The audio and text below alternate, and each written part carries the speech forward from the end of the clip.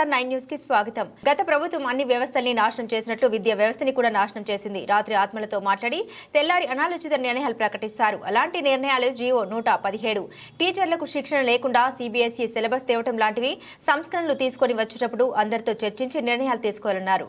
గతంలో అనేక యాప్ల భారం ఈ పైన పెట్టారు.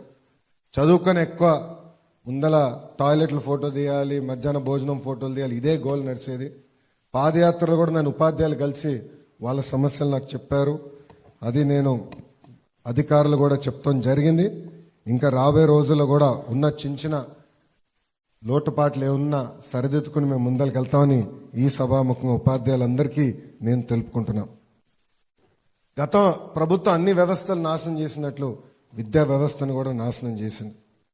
రాత్రుల ఆత్మలతో మాట్లాడతారు, పొద్దున్న లేసి అనాలోచిత వల్ల నిర్ణయాలు తీసుకుంటారు.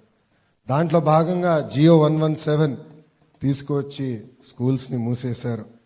ఒక టీచర్ పోస్ట్ కూడా భర్తీ చేయలేదు. ఇంకా విద్యార్థులు ఉపాధ్యాయులు సిద్ధంగా లేకపోయినా 1000 పాఠశాలల్లో ఏకంగా సిబిఎస్ఈ ఎగ్జామ్స్ కూడా తీసుకొస్తాం. చాలా చాలా బాధాకరం.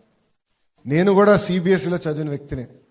కానీ సిబిఎస్ఈ బోర్డు ఎగ్జామ్ వస్తుందంటే నాకన్నా కంగారు పడింది మా తల్లి. స్కూల్లో నేను చూసా, quarter finals, semifinals, pre finals, తర్వాత ఫైనల్స్ ఉంటాయి. నేను ఇమ్మీడియట్గా గౌరవ సెక్రటరీ గారితో చర్చించి ఎగ్జామ్స్ ఏర్పాటు చేస్తే 90% మంది విద్యార్థులు ఎగ్జామ్స్లో ఫెయిల్ అవుతుంది జరిగింది. అంటే ఎలాంటి ప్రిపరేషన్ లేకుండా సంస్కరణలు తీసుకొస్తే ఇదే సమస్య. గతంలో చూసాం, టోఫుల్ అన్నారు, ఐబీ అన్నారు, కానీ ఆ శిక్షణ ఇచ్చే ఏకంగా ఉపాధ్యాయులు లేని పరిస్థితి. 10 కోట్ల రూపాయలు అలాంటి కార్యక్రమాల్లో ఖర్చు పెడతాం. చాలా చాలా బాధాకరం.